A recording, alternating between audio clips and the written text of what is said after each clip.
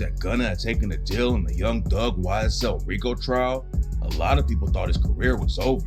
Some fans and other rappers turned their backs on Gunna, but instead of falling off, Gunna made one of the craziest comebacks in rap history. And today we're breaking down how he went from being labeled as a snitch to taking over the rap game all by himself.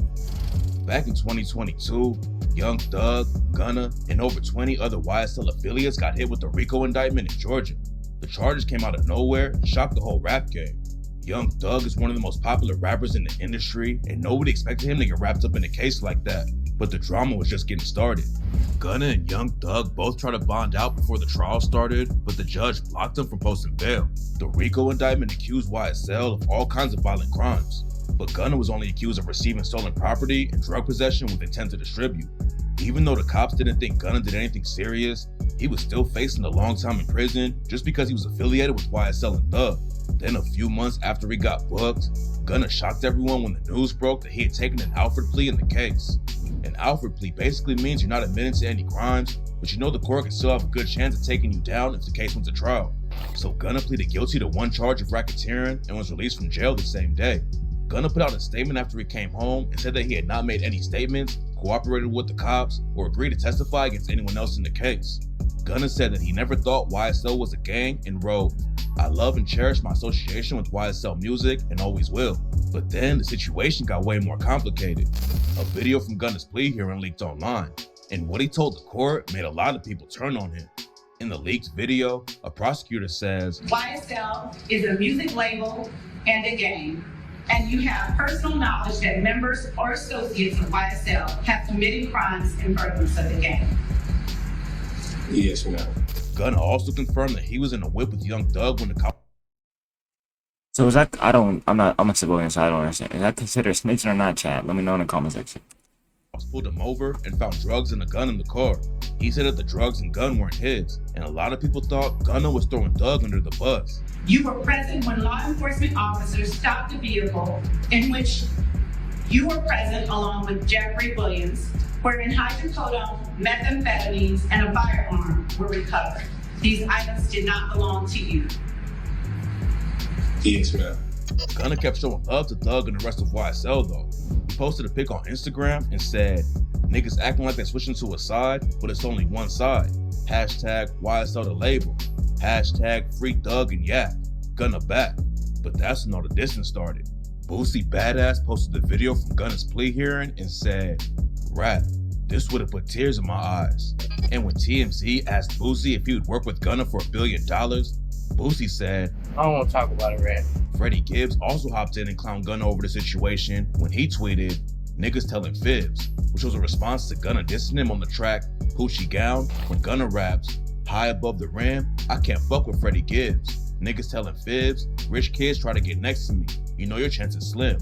Gunna and Freddie Gibbs started beefing back in 2020 after a video came out where Gunna was talking to a reporter about his cousin who's serving a life sentence for allegedly killing a little girl. At first, people thought it was a clip from a show called Crime Stoppers, which is about tracking down criminals. And Freddie Gibbs tweeted, "If you was on Crime Stoppers TV, you a snitch. Ain't no way around it." Some of Gunna's old homies started dissing him too after he took the plea deal. Lil Durk and Gunna had linked up on tracks like What Happened to Virgil and Lies About You. But when Gunna made the Alfred plea, Lil Durk went on DJ Academic's podcast and called Gunna a rat. Man, I don't sit up and play games, man. That man told you should have went in there and kept your mouth closed. If you a rat, you a rat. And if you rewind this clip a little bit, I looked into the camera and I told you, if you a rat, I fucking hate you. Cause I love Thug. Dirk also dissed him in a snippet from a new track and raps, "What happened to Virgil? He probably gonna tell." Dirk isn't the only homie who stopped rocking with Gunna though. Lil Baby and Gunna were tight for years. They got a bunch of songs in a mixtape together, and their track Drip Too Hard racked up over 1 billion streams on Spotify. But after Gunna got out of jail, Lil Baby cut him off completely and allegedly dissed him on an unreleased track when he raps, "Pussy niggas taking pleas, I know Slime ain't happy." Then he allegedly took another shot at Gunna on the track 350 and raps, "I know one day it's gonna hit me, bro ain't never coming back. Ain't never say nothing about it, nigga, you know you a rap." In an interview, Lil Baby said that he actually misses Gunna. Me and Gunna like, we like label, you know what I'm saying? So for them to be in a situation or they like stop them like that, it's kind of like Next one, I'll be for sure. And a lot of fans called him out for dissing his old homie and then acting differently during interviews. Young Thug's dad even said that Lil Baby needs to shut the fuck up because Lil Baby doesn't know what's going on and never even showed up to court to support Thug. He need to shut the fuck up because he don't know what's going on. Ask Lil Baby, have he ever came to a court date? It wasn't just other rappers who were dissing Gunna though. A random dude spotted Gunna at the mall and called him a rat. Gunna security stepped up and pressed the dude about what he said. I said, look at Gunna.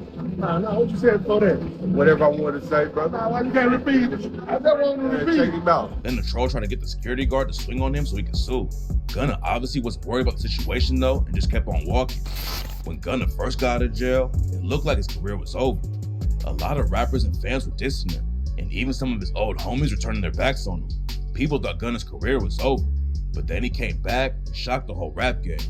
5 months after he came home, Gunna dropped his first track since getting locked up, Bread and Butter. He allegedly clapped back a Lil Baby turning on him and raps, "Peeping shit, I'm seeing niggas fall back. You bitch ass niggas got me as the topic of the chat. You switched on me when you know you in business with the rat. And the boy that's like your brother, ain't nobody speak on that." Fans connected the lines to Lil Baby immediately because he's tied with P from Quality Control Records, who allegedly snitched during the murder case back in 2010. Gunna claimed he wasn't dissing Lil Baby on the track though and said, "I'm just letting the world hear my story." But Baby isn't the only rapper he allegedly dissed on the track. Fans also thought Gunna took a shot at Lil Durk on the same track when he raps, "These rap boys need more streams. Heard he put my name on wax. You wouldn't even believe, I ain't had to watch my back.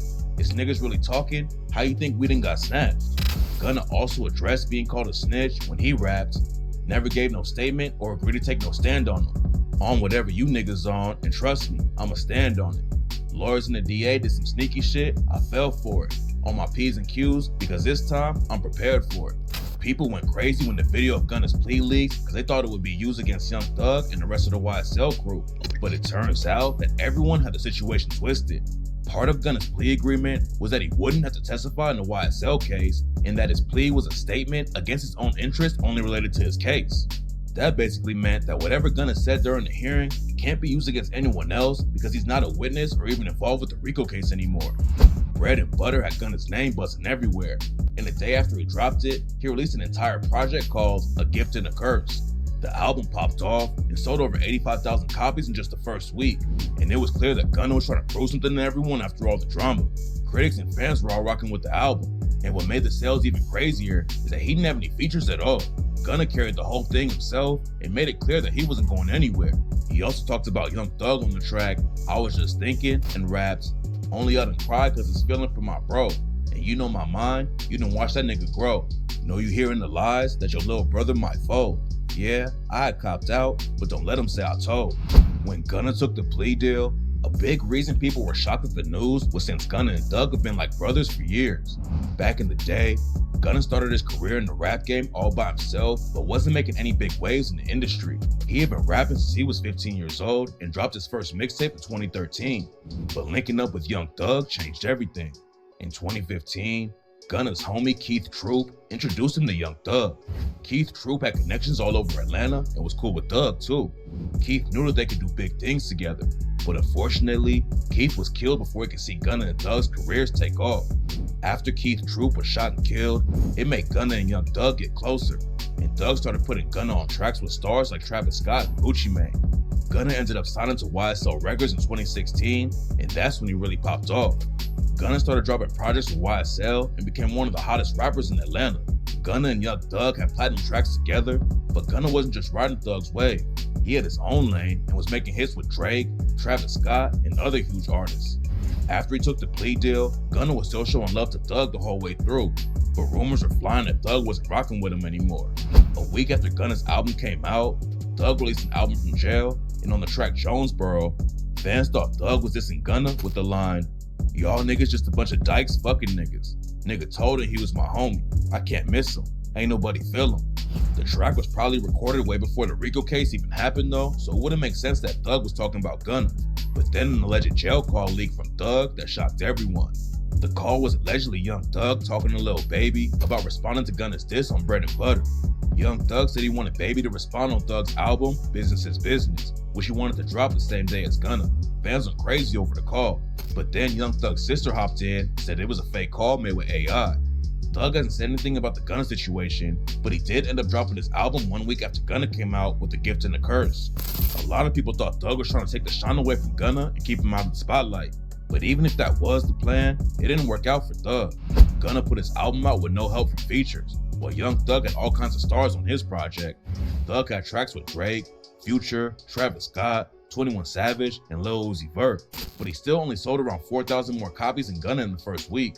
Gunna also scored a massive hit off the track Fuck You Mean. It popped off immediately and racked up over 500 million streams just on Spotify.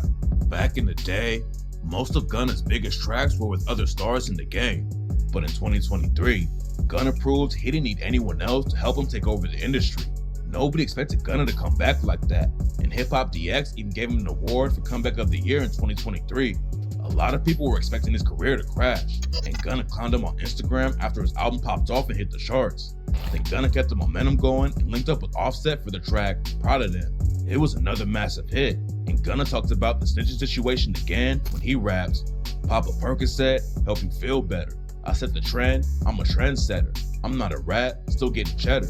Fans were still talking about whether Young Thug had beef with him or not, but when Gunna hit the stage at the Barclays Center for his first concert since getting locked up, he shot a Thug out and had massive screens around him that said, "Free Jeffrey." When Gunna took the deal, a lot of people immediately thought Thug was gonna stop rocking with him, but then some news broke that changed everything. Me and Eric, we've done 15, Young Thug and Lil Wayne were beefing heavy. They were both tight with Birdman and had linked up in the studio together. But then Thug announced in 2014 that he was going to call his album The Carter 6. Around the same time, Wayne and Birdman were having a ton of label drama, while Thug and Birdman linked up and made a group called Ricch Gang. Then the cover art for The Carter 6 came out, where Thug was posing naked on the front, and Wayne called him out at a show and said, "I want y'all to do me a favor and stop listening to songs of niggas that pose naked on their motherfucking album." Young Thug said there wasn't any issues and he wasn't trying to beef with Wayne. But then Thug announced he was doing a show in the Holly Grove Projects where Wayne grew up and said, "Yeah, YSL, Carter 6 coming out Friday, first show. New Orleans, Holly Grove, fuck nigga. Meet me there, better beat me there, you did. With them dicks too, nigga. Yeah." Then in April 2015, Wayne's tour bus got shot up while he was in Atlanta. Luckily, no one got hit, but the police booked a dude named Jimmy Winfrey for the shooting, who was allegedly Thug's road manager at the time. Rumors were flying for years that Thug or Birdman were involved with the shooting, and the tour bus shooting is also part of the RICO indictment. And that's why everyone was shocked when Lil Wayne announced a new track with Thug in April 2024. Thug's issues with Wayne allegedly almost turned deadly, so if he's ready to squash something like that, then he might still be rocking with Gunna too. Nobody on the outside really knows what's going on between them right now, but if Thug was really treating Gunna like an op, it wouldn't make sense for Gunna to keep showing him love like he's been. A lot of people thought Gunna was hurting Thug's case when he took the plea deal, but at the end of the day, it doesn't look like what Gunna said can even be used in a trial. Thug's dad even said that Gunna didn't do anything that hurt them. Gunna hasn't done anything whatsoever that can hurt us on this case. Period. And he obviously knows way more about the case than any fan posting on social media about it. It's not clear how Thug really feels about the situation, but Gunna isn't letting all the drama slow him down at all. He's been dropping music, taking over the industry by himself, and he's even been hitting the gym so much that people started saying he got cloned while he was locked up. When Gunna took the plea deal, a lot of people were waiting for him to fall off, but instead he came back better than ever and has been proven he doesn't need anyone's help to stay in the spotlight. And if Thug beats his case and links back up with his old homie in the studio again, there's no telling how big the next collab will be.